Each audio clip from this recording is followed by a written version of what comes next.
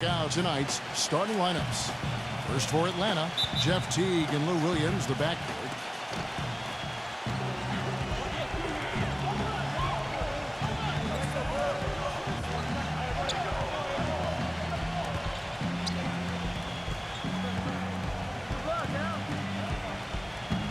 And holding down the middle, a tremendously hard-working and versatile big man out of the Dominican Republic, Al Horford. Then there's Kyle Korver, and it's Millsap in at the 4 spot. And looking at the Spurs, Parker and Danny Green are your 1 and your 2. And in the middle, out of Brazil, taken with the 28th pick back in 2008, the 6'11" pivot man, Thiago Splitter. Then there's Kawhi Leonard, and it's Duncan in at the 4 slot. What he does defensively for his team is he takes pressure off their other 4 guys because he hardly ever needs help. He can fight through screens. He always manages to stay in front of his man. Yeah, he's a pit bull type defender. I mean, he just doesn't give in or give up, Steve. You know, the more you watch Kawhi Leonard play, the more you realize that he is the perfect fit for the Spurs. I mean, he just looks like a Spur, and he's only been in the league a couple of years. Plays great defense, shoots from deep at a high rate, and really knows, accepts, and embraces his role on the team. Doris Burke has an update for us. Doris? Mike Budenholzer and I got a chance to talk for a bit. With the amount of titles and rings the Spurs have racked up in their careers, Coach admitted it could be a little intimidating playing against them. He said Duncan is an instant Hall of Fame guy, and that can scare teams. We have to be fearless and play just like they are any other team, any other extremely talented team. Easier said than done, guys. Always great to hear from you, Doris. And back to Kawhi Leonard. Coach Popovich sees him as their defensive stopper on the wing. But not just that. He thinks he's going to be a star in so many ways, Steve. Well, he could become the face of the franchise, Kevin, if you think about it, once Tim Duncan and Parker and Ginobili move on. But, you know, Popovich, not one prone to hyperbole, but he absolutely loves this kid. The Spurs shooting their first free throws. First trip to the line in this one. And what an amazing run it was for the Spurs last year in the postseason. They swept the Lakers, survived Golden State, and then dismantled Memphis on their way to the NBA Finals. And then, of course, were seconds away from another championship banner. Now here's Millsap. Back to Williams. Pulls up. No good off the back of the rim. That's not a sight you see very often. I mean, he has a great feel for that jump shot, especially when he's open. Splitter kicks to Leonard. Spurs passing it around. 5 to shoot. San Antonio needs to get off a shot here. Shot is no good. Well, I think he had all the space he needed. He just couldn't find the bottom of the net. Horford sets a screen for Teague. Pass to Horford. Outside Williams. Williams gets a screen from Horford. Teague for 3. The rebound by the Spurs. And Parker, here we go. Shoots a fader. Gets it to go.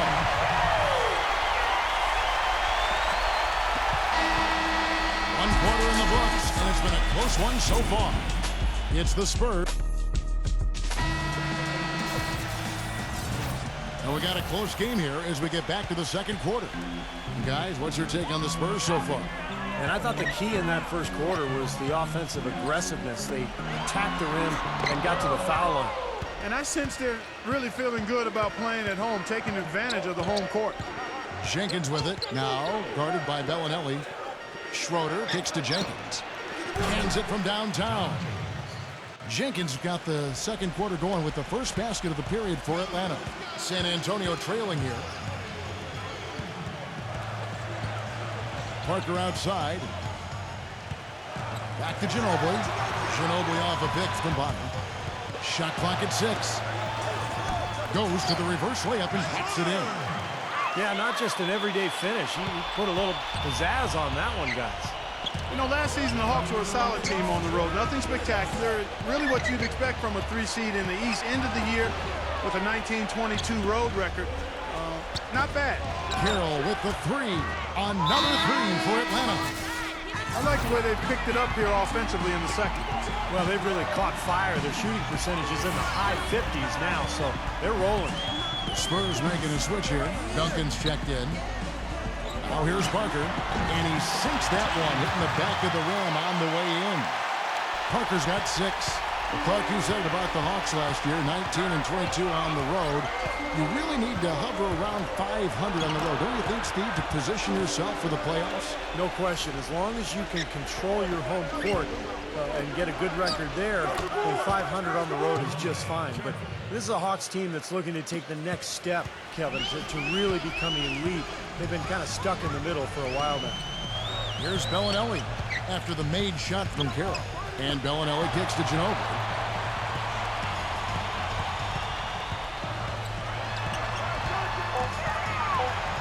Ginobili left side. So the whistle blows on the shot, and 2 free throws for the contact right there.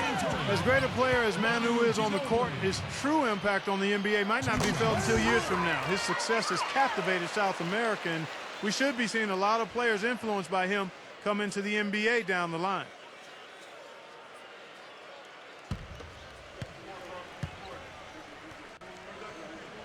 Both free throws good from Ginobili. And Clark, you mentioned Ginobili's influence abroad. He grew up in Bahia Blanca, Argentina, a basketball hotbed down there. This is woven into the fabric of everything that he is. You know, he does. He comes from a basketball family. Coaches, players. His brother played professionally in Europe, but just a tremendous player and human being, Manu Ginobili, obviously representing his country in the NBA. Here's Ginobili after the made shot from Schroeder. Back to Ginobili. Ginobili off a pick from Bellinelli. Ginobili attacking, and that one's good. Ginobili's got 4 points now in the quarter. That's just a case of 2 teammates working perfectly together. One setting the screen and the other using it to get that separation. And a tight game here as we... And now, brought to you by Sprint. And coming your way now, the Sprint Halftime Report, presented by Sprint. And welcome back. The Riverwalk, always a prime attraction here in San Antonio. The Hawks last season weren't really a bad offensive team, but they did have one of the more memorable offensive nights, and not for anything positive. In a January game against a tough Bulls team, the Hawks only scored 58 points over the course of the entire game. And 2 free throws coming up as he misses that one, drawing the whistle and a lot of contact there. As you said, the Hawks had one of the worst offensive nights, Clark, in the NBA, but overall, we're a solid offensive team right around the middle of the league. Steve, just goes to show what can happen when a team goes cold. Yeah, when you don't have that one guy who you can always lean on to score, I mean, there are going to be some nights where everything just misses, and I think that was the case that game against Chicago. It was kind of bizarre, but hey, over the course of 82 games, it's going to happen. Now let's send it to Doris from the sideline. Gentlemen, last year, Greg Popovich received a $250,000 fine from the league for sitting out his starters in that game against Miami. They cracked down, but it wasn't the first time he'd rested his top players on a back-to-back. Pop explained the philosophy this way, saying, quote, "We're making a wiser decision and not a macho decision. It's about health and safety of players, so that we have a shot at the end of the year. If I was taking my son or daughter to the game, I'd be disappointed. So I understand that perspective. Hopefully, they'll understand my perspective. My priority is the basketball team and what is best for it. Guys, it's always a balancing act." It certainly is. Thank you, Doris. That's the kind of aggressive and assertive play they need as we get closer and closer to crunch time. No question. Pound it into the painted area and continue to put pressure on that defense. Time called here. The Spurs decide to talk it over. The Spurs have always been very mindful of resting key players during the regular season. Some of it has to do with the age of their players. Some of it is regarding talent, because they knew they were a playoff team most years. And you look at the research, there is something to be said for not playing guys when they're fatigued, because injuries are more likely if you play tired. Boris Diaz checked in for Tim Duncan. And now the first timeout called here for the Hawks. And back to the Spurs and their strategy of resting their star players, not without some controversy. The NBA, as you may recall, fined the Spurs and Coach Popovich for sitting all their starting players for a nationally televised game back in November. Well, it was their 4th game in 5 nights, and Pop wanted to rest some of their guys because of just the nature of their schedule. But I think the problem was he didn't give the league advance warning. In that game against Miami, when he rested those 3 players, he actually sent them home. And I think that was a little shot at the league. And that's why there was a problem, and that's why the Spurs and Popovich ended up getting fined. Tim Duncan, he's checked in for the Spurs. Duncan left side, back to Parker. Outside Leonard. Here's the dish to Parker. For the lead, no luck. And Atlanta will go the other way with it. Here's Teague. Passes it to Horford. And that comes off the assist by Jeff Teague. Horford's got 4 points this quarter. Nice kick out after the defense had collapsed on him. Parker passes to Leonard. Diaw. Parker outside. He passes to Duncan. The feather touch on the finger roll. Beautiful. Really good awareness right there on the assist. Now here's Williams. 5 points in the game. Gets the bucket. Williams has got 7 points in the game. Boy, that was impressive, Clark. He did not hesitate to take the ball right up against the bigger defender. Boy, I like that aggressive mindset there, Steve. For San Antonio, they've looked good at the line today. They're perfect in 4 attempts. At the line for 2. The first one falls. And the Hawks making a change here.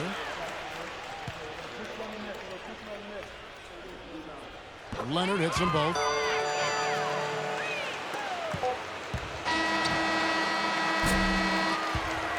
We're at the end of the third, and we've still got a close one.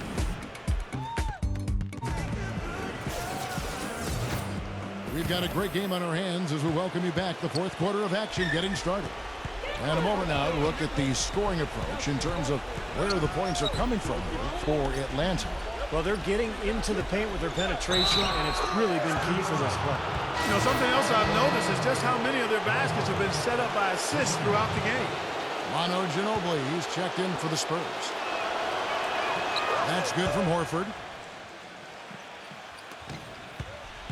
Spurs trail by 4. Parker outside. Takes it out to Leonard. Parker outside. 5 on the clock. Stolen by Brand. Duncan. Yes! And the foul. That one is on Brand. But the defense just looked a little lazy on the glass there. Yeah, nobody boxing out. That's inexcusable. John Jenkins checked in for Lou Williams. The free throw drops for Duncan. You know, the tension could not be any higher right now, and he looked like he was shooting free throws at practice. Just a cool customer. Brand with it. Guarded now by Duncan. Back to Teague. Feeds it to Horford. Fades and shoots. Shot's good. Horford's got 9 points here in the second half. Well, I tell you what, I need to see some more assertiveness out of these defenders. They're not getting the job done. Yeah, that's 10 of the last 12 points they've allowed on good looks right at the rim. Now here's Parker. It's Ginobili with the drive. It's stolen by Jenkins. Teague against Leonard. Teague dishes to Horford. Teague sets a screen for Horford. Teague loses his man off the screen and lays it up and in. Now it's a foul point. Atlanta lead. A moment to check in with Doris Burke. Doris? Guys, thank you. I got a chance to hear what Greg Popovich was saying to his team. His message, don't even look at the score right now. We've got to make one play at a time and execute. That's how we'll take this thing home. Kevin, he's trying to keep them focused. Here's Jenkins following the basket by Tim Duncan. There's the pass to Teague. Jenkins, he's covered by Ginobili. And a fast break now for the Spurs. Parker leading the charge. Ooh, a pressure basket right there. Now that's coming through in the clutch. Teague kicks to Millsap. He feeds it to Jenkins. He dishes it to Teague. Not watching the line there. That'll be a backcourt violation. Boy, in a close game especially, those plays really hurt. Lou Williams is checked in for Atlanta.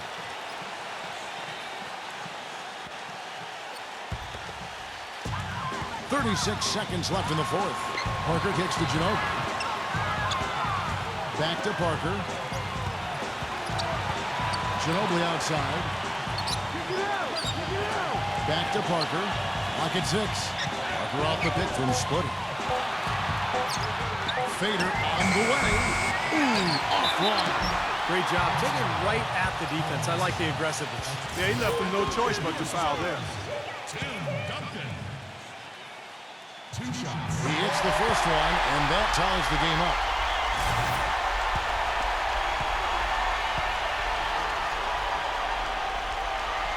And so he's good on both free throws, and that gives them the lead.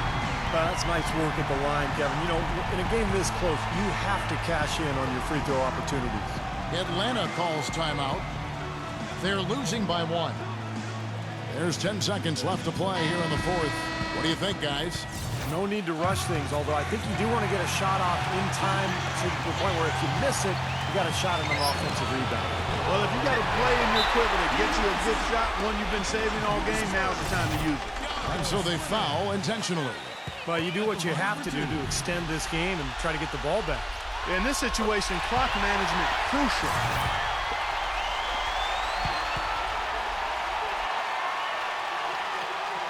And so both free throws are good. And it's a 3-point game. That last free throw was critical. Their only choice now is to go for the 3 to tie. Atlanta calls timeout. They trail by 3.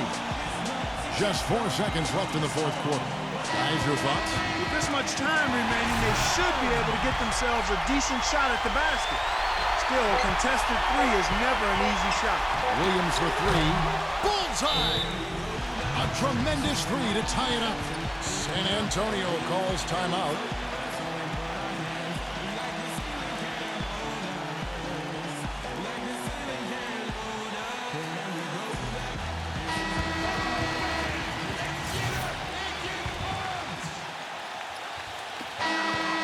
Time expires, and we're going to overtime. Well, if you love great competition and neck-and-neck basketball action, this one has been a great one. Overtime number 1. Getting going right now. Now here's Williams. And so he earns a trip to the line. Officials saw the contact, and he'll shoot 2. You know, even from here, you can see that one pretty clearly. Yep, pretty obvious. And a good call by the official.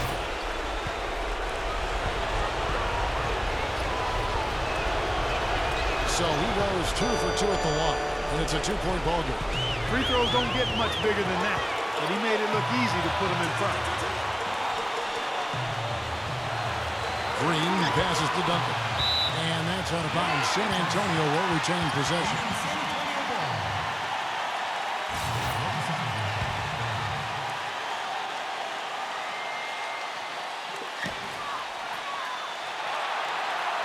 Green against Williams. 6 to shoot. Horford dishes to T. Horford. Back to Millsap. Outside Williams. Nice ball movement here by Atlanta. The 3 from Korver. Great D that time from Green. Leonard kicks to Green. Back to Leonard. Pass to Parker.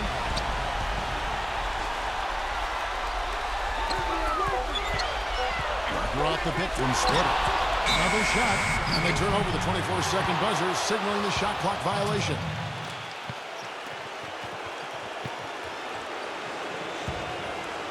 We're just over a minute into overtime here. High arcing shot. Boy, I'm surprised he took that shot. He was at a huge size disadvantage in that matchup, but boy, great job to bury it. Leonard, the pass to Duncan. Foul call that time on the way up. That'll give him 2 chances at the free throw line here. We've seen Tim Duncan getting it done. He's got 11 points and a block. First free throw is good, and that narrows the lead down to just 3. So he gets them both. They really had to have those free throws. It's down to a 1-possession lead. Atlanta's gone 3 of 7 tonight from 3-point territory. It's 9 seconds separating the shot clock and game. He kicks to Korver. Now the feed to Horford. Dishes to Korver. Pass to Williams. 6 on the shot clock. T. And it's going to be a 24-second shot clock violation. They turn it over. San Antonio making a switch here. San Antonio calls timeout. They're behind by 2. 9 seconds left in the first overtime. Guys, what's your take? Well, what do you think, Clark? Do you go for the 2 or the 3 here? I don't think you choose one or the other ahead of time. I think you try to take what's available. You get the best shot as quickly as you can. Here's Parker. Parker, right side. Off the mark. And so it's the Hawks who come out on top. You know, Clark, they couldn't put him away in regulation, but after a